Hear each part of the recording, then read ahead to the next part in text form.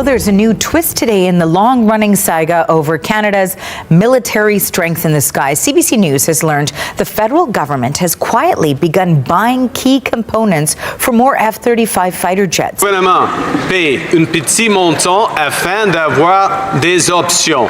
Pressed in question period, Mark Carney said the spending provides Canada with more options. There comes a moment in every country's story when people start asking a simple question.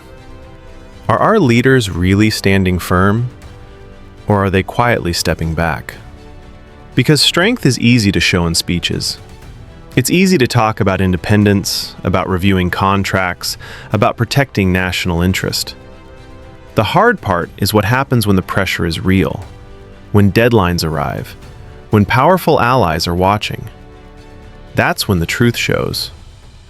And right now, many Canadians are looking at their government and wondering what just happened. For months, Ottawa said the F-35 deal was under official review.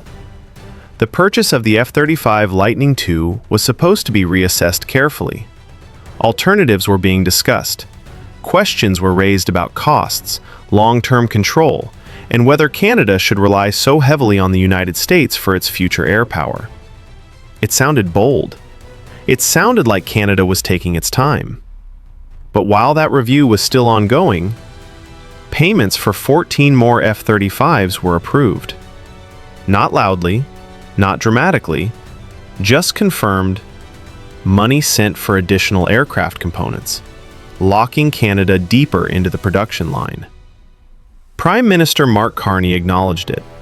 The explanation focused on logistics, production schedules, keeping Canada's place in line, avoiding delays that could cost more later. On paper, it sounds practical, but emotionally, it feels different.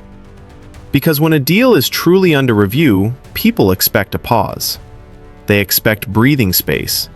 They expect visible evaluation.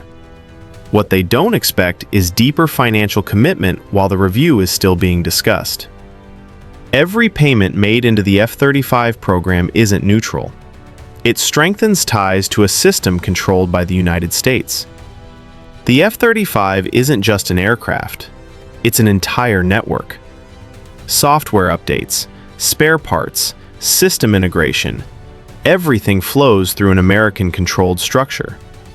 That brings powerful advantages. It also brings dependency. And that word is heavy. Canada and the United States are longtime allies. They share NORAD, they share defense planning, they share geography. No one denies the importance of that partnership. But partnership is not the same as complete reliance. Over the past year, many Canadians heard their leaders speak about diversification, about exploring options. Sweden's Saab JAS-39 Gripen E was mentioned as a possible alternative. A jet designed with flexibility, lower operating costs, and potential for more domestic industrial involvement. That conversation created hope for some people. Hope that Canada might build more at home. Hope that decisions wouldn't automatically flow in one direction. But hope needs action to survive. And when payments for 14 additional F-35s move forward during an official review, that hope begins to fade. Supporters of the decision say this is smart strategy. They argue that losing Canada's production slot would be costly and damaging. They say the world is becoming more dangerous, and Canada cannot afford uncertainty in its air defense planning. They point out that the F-35 offers unmatched stealth and seamless coordination with allies. That argument has weight. Yet critics look at the same situation and see something else. They see a government that spoke about independence, but when the moment came to truly pause, it didn't. They see a country that questioned dependence, yet continued wiring money into the same system. And this is where frustration grows. Because the issue is no longer just about jets.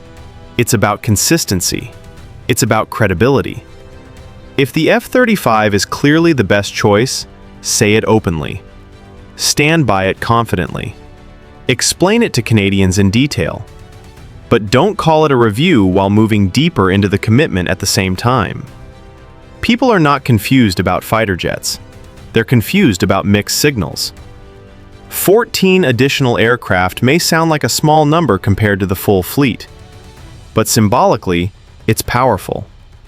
It tells the United States that Canada remains fully engaged in the program.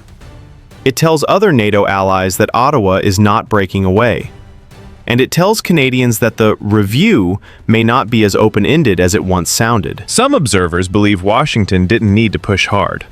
The system itself creates pressure. Miss payments, and you lose your production place. Lose your place, and costs rise. Delays grow. Political criticism increases. Slowly, walking away becomes more painful than staying. And so the path narrows.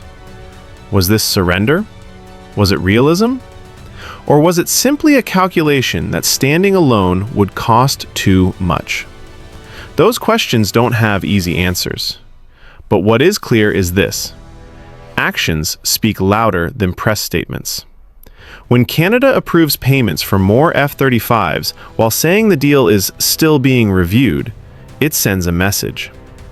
It says that despite the debate, despite the talk of diversification, the financial commitment continues. And once enough commitments are made, the choice stops feeling like a choice. For decades, these aircraft will define Canada's Air Force. They will shape budgets, training, maintenance systems, and strategic alignment. This is not a short-term purchase. It's a generational direction. That's why emotions are high. Because citizens want to believe their government stands firm when it says it is reconsidering something. They want transparency. They want clarity. They want to feel that decisions of this scale are made openly, not quietly reinforced while the conversation is still ongoing. 14 more F-35s, despite the official review. That sentence alone carries tension. It carries doubt. It carries the feeling that perhaps the final decision is already taking shape not through a bold announcement, but through steady, silent approvals.